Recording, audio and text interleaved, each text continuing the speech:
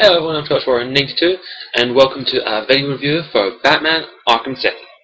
I'm going to give you my overall thoughts on the game, what I thought of the game, how my playthrough was, and of course overall, is it really worth your money? Should you go out and buy this game? So firstly, if you don't know, Batman Arkham City is the sequel to one of the best, highly praised superhero games out there, Batman Arkham Asylum. And in my opinion, Arkham Asylum is where it started, was a really good one. Arkham City is where they've perfected it. I will say it right now. I'll tell you why. I'll go into details with the story. I'm not going to just let you all know this is a spoiler-free review. I'm not going to go too much into the story. I'm not going to spoil the ending or anything, so don't worry about that. So sit back, sit down, and enjoy this review. So firstly, let me get the story. The overall story of Arkham Asylum is basically this. You play as Batman, obviously, and your whole goal is to stop Hugo Strange. And he has taken charge of Arkham City, which is basically a city-sized version of Arkham Asylum, basically. A section of Gotham City has been closed off by the mayor, Quincy Sharp, who won an election and became the mayor of Gotham and sealed off an entire, a massive wall, by the way, an absolutely massive one. And basically he's thrown all of Gotham's worst in there, from your standalone criminals like robbers, murderers, rapists, things like that, to your more psychopathic ones like Penguin, Poison Ivy, Bane, Joker.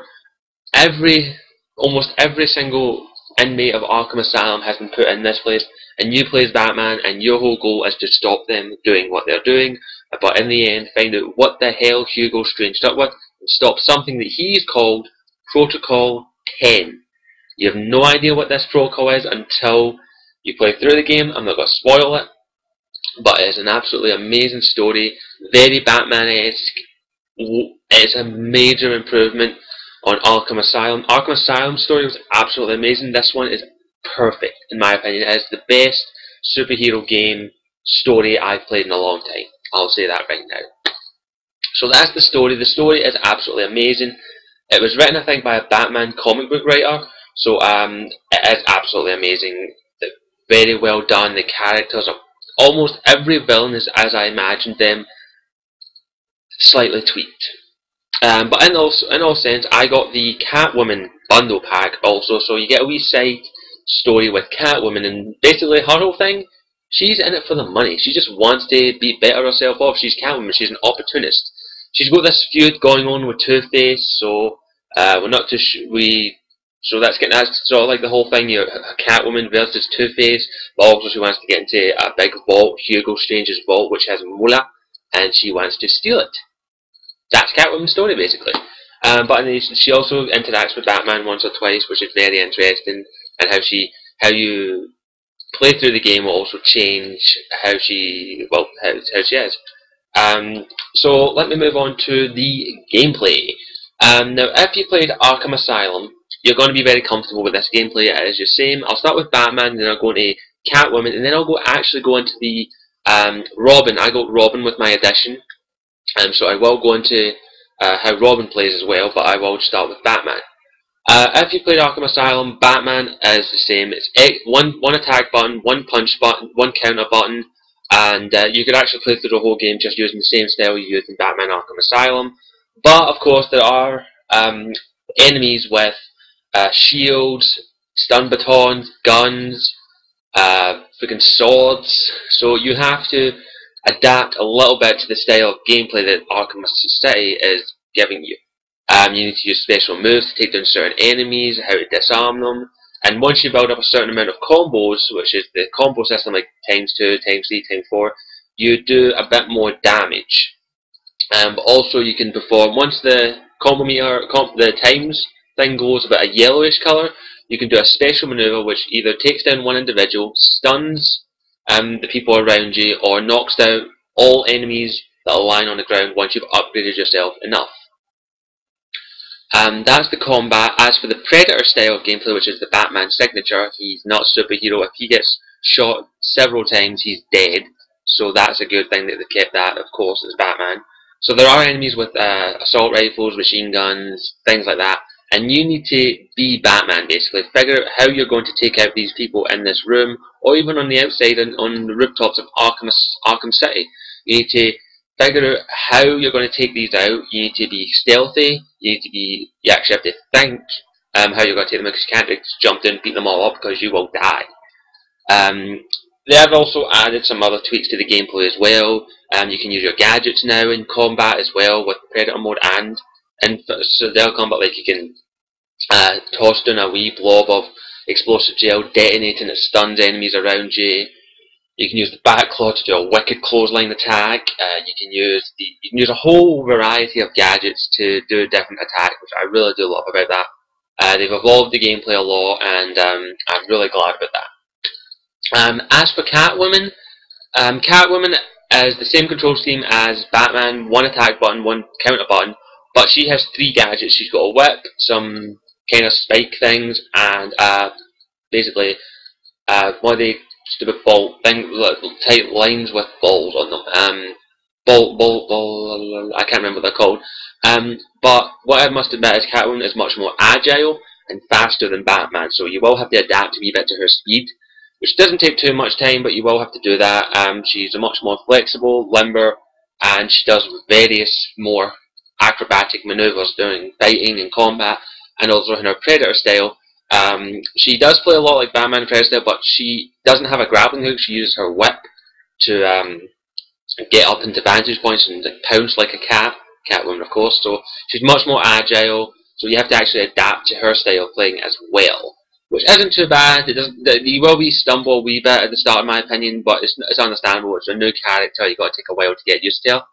But in my opinion, they've done it very well. They could have just done what they've done. They could have just taken Batman's move and stuffed them on Catwoman, but they actually went the extra mile and made Catwoman fight like Catwoman. That's plain and simple. And I really do love that fact. They went all out with these characters, and I really do love that fact.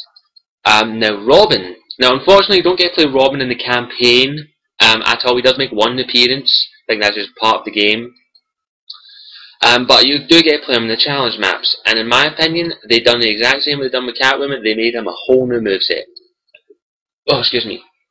He fights like Batman, like X to attack, Y to counter, but he has his own style. He's faster than Batman because he is Robin. He's a wee bit more acrobatic, and he has a whole different set of gadgets, except for the explosive gel, which is just your standard one that probably all the sidekicks get. But he's got a bullet shield, a flip kick, which is like a grappling hook. You just, like, instead of pulling them towards you, you go to them and kick them in the face.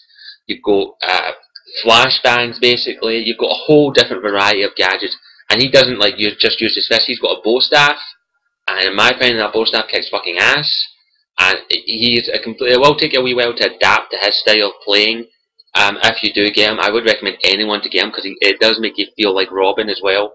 And it isn't like if you're doing the challenge maps in the Predator one, like as Robin does it, like all the bad guys like, oh, let's go and get Batman. They're actually like, oh, let's go get Robin. He's easy, he's peasy. No, he's nothing like Batman. We can take him out like that. And they like that. But in fact, when you get down to the last one, they always end up saying, I'm sorry, I didn't mean that. You're not a kid. It's quite funny how you play as Robin and they adapt to that. I really do like that. So you have to actually, with the 3 characters I've got, each one plays familiar enough that you won't need to learn a whole new moveset. But they each have their own individuality that you want to play as them and you want to master their style, and I have been doing that. So I really do like that fact that they went the extra mile. Instead of just creating 2 Batmans with two extra Batmans with different skins, they actually went all out and designed them to fight like the way we think they fight, which I love. So that's for the gameplay. The graphics in this game are outstanding. Gotham City, aka Arkham City, is absolutely beautiful. You can tell that it's decrepit, it's crime-ridden. There are signs, there are quite a lot of Easter eggs in this as well. I'll get to them in a second, but the graphical style is very dark, very dreary, as Batman should, and each one is very different. Each individual each character from Batman down to the inmates are very well designed. They're very cool looking. They look like they should. But what else I really love about the graphics is the amount of detail they actually go into in this game. There are some points in the game where you'll actually see stuff from the Batman animated series, Batman movies, and one point, this isn't really a spoiler or anything, but at one point you go to a church, and it is the exact, you have to climb up a bell tower, and the bell tower is the exact same one from Batman, the movie, the Tim Burton one. It looked absolutely cool as fuck, and I was like, oh, that's cool! And there are a lot of other wee Easter eggs around there that if you're a Batman fan, you're going to love this game for that. There are a lot of Easter eggs, and just seeing them made me feel like when I was a kid again, watching Batman the animated series or watching the Batman movies again, and it really does bring that feeling in of nostalgia to you. You're like, oh my god, I can't believe this, it's absolutely brilliant, and I'd recommend anyone if you're a Batman fan to get this game for that. Now I'm going to go into my overall feelings of the game. Firstly, here's what I can say right now. If you like Batman Arkham Asylum, you're going to love this game. This game is a major step up. Arkham Asylum where they were doing their test phase, like trying to create the best Batman they could with what they can, but not giving you too much, like they could blow in their faces. They done small scale Batman in Arkham Asylum to test it out to see if they could perfect it and see what people thought of it, and we all loved it. Well, a lot of us did. And in Batman Arkham Asylum, Arkham City, they've majorly improved it. As basically as you're in Gotham City and you're Batman, and it's absolutely amazing for that factor. There's a lot of detail, a lot of great story in this game. What they've done with, well, if you look at Batman Arkham Asylum, you see what they were aiming for. They were aiming just to get to do all the tweaks and stuff, to get the basis done, get the start of the franchise down, and in my opinion, they nailed it. They've got Batman Arkham Asylum where it started, where they wanted to make sure they could create the best Batman game they could, and if people liked it, go to the next phase and create Arkham City, aka Gotham. Excuse me. And what else I love about this game, now if you've played Batman Arkham Asylum, you know that the boss battles in it were kind of dull, boring, and the same old thing over and over again most of the time. Except for the Poison Ivy boss battle, which I absolutely loved. It was different, it was unique. I really did enjoy that boss battle. It made it a very big challenge in my opinion, and I loved it. In Batman Arkham City, every boss battle is different.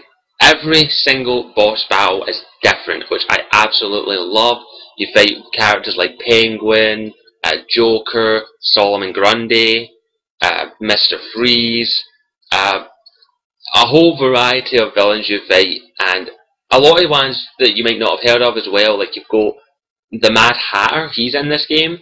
It's not major spoiler, it's a wee side mission you get him. It's funny as fuck in that mission. The Mad Hatter is still as funny as hell. And I do love that fact that they've stepped up with the boss battles. I do love that fact. The only thing I actually don't like, this is my nitpick, some villains that you run into Batman Arkham City, you actually don't fight.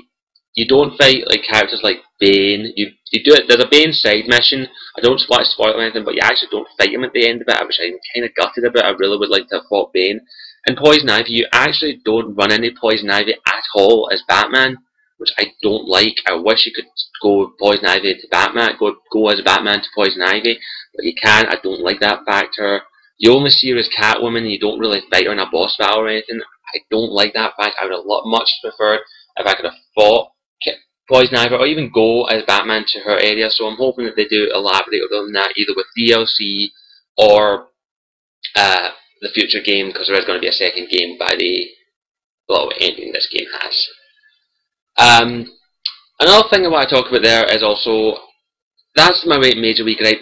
The boss battles were absolutely outstanding, but the lack of boss battles is also quite underwhelming. I would have liked to have seen a lot more boss battles with Bane, Poison Ivy, who else? A lot of other characters in the game. Some boss battles are easy, some boss battles are extremely difficult, which adds to the challenge, which I'm really looking forward to actually going back and playing it again. So that's a good feature. Now what I want to talk about is the Riddler. Now if you played Arkham Asylum, you know that Riddler was a major pain in your ass. You had to find all of his Riddler trophies and also answer all his riddles. In Batman Arkham City, you do the exact same thing, but it's with a tweak. Some Riddler trophies are left out in the open. You can just go blow off a wall and pick them up. Other Riddler trophies are in puzzles. like mini mazes, electricity puzzles, and it really adds to the feature, because what Riddler is to me is, if you can beat Riddler once, you're great, but he will be majorly pissed and he will step his game up, and in my opinion he stepped his game up majorly. A lot of good puzzles in this game that make you think, not just like picking up a trophy. You have to think to answer all of these riddles. And then of course you've got to collect these trophies, then you've got his standard riddles, which are very challenging, and you actually have to look around the entire area of Arkham City to find the answer to a lot of these riddles, which I really do love. A lot of them are little Easter eggs to maybe bringing more characters into Arkham City, or even in the future game. I really do love that, and it really adds to the feeling with these riddles. And when you solve these riddles, you're like, I can't believe I solved that. And also, if you know in Arkham Asylum, you had to find, if you found a Riddler map which was scattered all over this asylum, you find the map and it shows you where all the riddles are. In this one, they don't have map. They've got Riddler informants, and basically these are people who work for Riddler, and a lot of them are on their own, so you can't actually interrogate them. You have to interrogate them, and they'll tell you where like trophies are, where the answer to riddles are if you're struggling with some of them.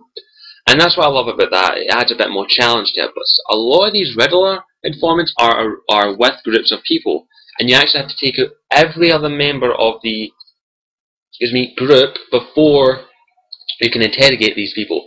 And some of them just have your standard weapons. A lot of them actually have guns, so you actually have to do the Predator style, take out all the other inmates before you can interrogate the Riddler informant, which is a really good feature to it. It adds a bit more of a challenge to it, which I love. It does get a bit grueling sometimes when you accidentally take out the Riddler informant and you're like, oh fuck! And it is a bit of a pain in the ass, I must admit. But it adds a bit more of a challenge to it, which I love. I love a game that actually challenges you and doesn't just give you a map and say, like, here's where it is, here's where it is, here's where it is. Go get it. I like a challenge. I like being able to. I like when you finally get a chance to interrogate them. It's quite funny, so it's quite cool. I love that factor. And of course, once you solve all 440, yes, there are 440 riddles and trophies, Riddler challenges as well. Now, I think you just need to solve all of the Riddler trophies and all of the riddles to beat Riddler. I actually solved all of them. I would have had this review up yesterday, but I actually got caught up in the game and I wanted to give you my opinion on what the final Riddler boss battle, if you will. And in my opinion, there's no more satisfying feeling than when you finally get to punch Riddler in the face. I'm sorry, that feeling is like, you put me through hell, Riddler. You put me through hell in Arkham Asylum, and now in Arkham City, now I'm punching you in the face, which is absolutely brilliant. And it isn't like you just walk up to Riddler and he's there and you punch him. You actually have to solve another puzzle to get to him. Oh shit, I should have mentioned that. As you solve the Riddler trophies, I think it's every 40 or every 100 or so, you get to go to a Riddler challenge room where he's got a hostage, and basically, if you don't solve this challenge room, that hostage will die. He will die or she will die, and you actually have to solve that entire puzzle room, or you die or the prisoner dies, hostage dies, and Riddler is fuming when you solve these riddles. He's like, how the hell did you do that? You couldn't have done that. You must have cheated. And it's absolutely spectacular. I love that. The Riddler character is really well done, and I really do love that fact. So, as I said, if you want to get your hands on Riddler, put the time in and solve all of the Riddler riddles and Riddler challenges. It's much more fun when you finally get your hands on him, and what you do to him at the end, I won't spoil it too much. Now let's actually move on to actually what I talked about with something, the side missions. Now, you didn't have side missions in Arkham Asylum, but in this game you have side missions, and each side mission is about a different Batman villain, which I love. It is absolutely spectacular. You've got villains like Deadshot, Hush, who else? Oh, fuck, what else? Fuck, I can't forget you've got a freaking whole variety. You've got Zaz. By the way, I loved the Zaz missions. Basically, I'll describe it quickly. He phones you and phones all over the city. You need to pick it up, and then you need to get to another phone, which could be on the other side of the city, to answer that phone, or he kills a hostage. And it's absolutely breathtaking. It makes you feel like Batman, and it really adds to the factor. And then you have to, at the end, you have to like confront Zaz. I'm not going to spoil it too much. I recommend anyone to do this. but there are an abundance of side missions in this game that I would recommend if you want to take the time and effort to spend a lot of time to solve these side missions, because it adds a lot to the game. And what I can say, and I'm going to give you my overall verdict of this game. What I can say is this is not a perfect game. It's the perfect licensed game, in my opinion. This game is the best superhero, comic book hero, licensed game I have ever played. Now, let me explain what a licensed game is exactly. When a movie comes out, and a lot of movies do come out these days that why get made into games, they have to be licensed to be made into games, and the same with comic book heroes, TV series, stuff like that. But either these licensed games either suck major balls, or they're decent and you can only do one playthrough. This game, Batman Arkham Asylum, is the perfect licensed game. Rocksteady done an amazing job on this game. I have to say, they have perfected the Batman games, and trust me, there have been a lot of shit Batman games in the past. They really nailed what it is to be Batman, in my opinion. And if you're a Batman fan, pick this game up. If you want to play a really good licensed game, this game is the perfect licensed game. And I'd recommend anyone to go pick this up. It's an absolute amazing game. Don't miss out on this chance. If you're going to rent the game, which one of my subscribers has actually stated that they are going to maybe rent the game. If you're going to rent the game, chip out an extra £10 on Xbox or on PSN to get the Catwoman bundle pack, because it does add a wee bit extra couple of hours to the game, in my opinion, and it adds to the experience.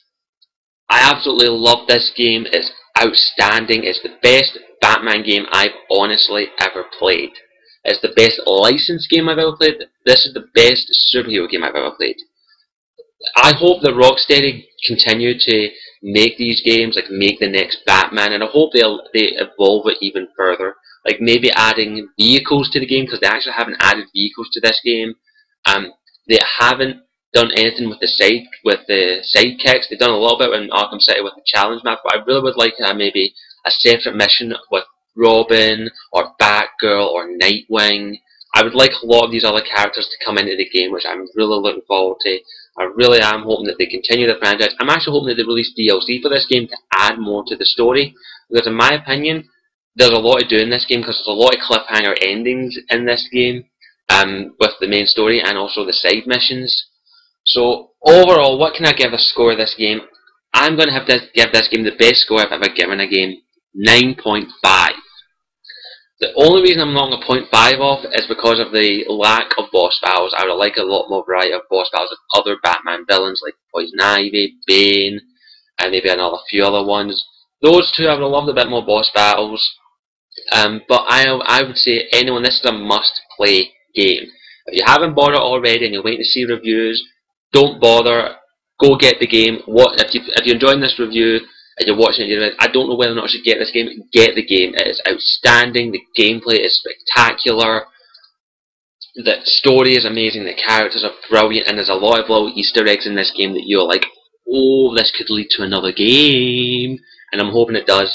And a big major props to Rocksteady for doing this. I'm hoping that DC stick with Rocksteady for all of their games, because there are a lot of games that are heroes that I would love to play a game of, like Superman, Wonder Woman, Martian Manhunter, Green Lantern. Here's my tip: DC, give all of the license to your characters to make into a game to Rocksteady, because hopefully they can do the same, what they've done with Batman, to other heroes, because all the other heroes have been overlooked in my opinion. They need more better games, but Batman, this is a Batman game. This is the perfect Batman game. So overall, what else can I say besides go get this game? This gets the Scottish Warrior seal of approval, 9.5 all the way. Pick up this game up, get this game, go get it right now. Right now, or I will come to your house and make you play the worst game ever. I will come to your house and I will make you play the worst game ever. So overall, 9.5 out of 10. Recommend this game to anyone. Pick it up, play it. As always, I'm Scottish Warrior 92. If you enjoyed this video and you agree with me, click the thumbs up button. If you didn't, click the thumbs down button. As always, if you want to see more videos like these, please don't hesitate to click the subscribe button above my head. As always, I'll see you all later. Ciao for now. Mwah.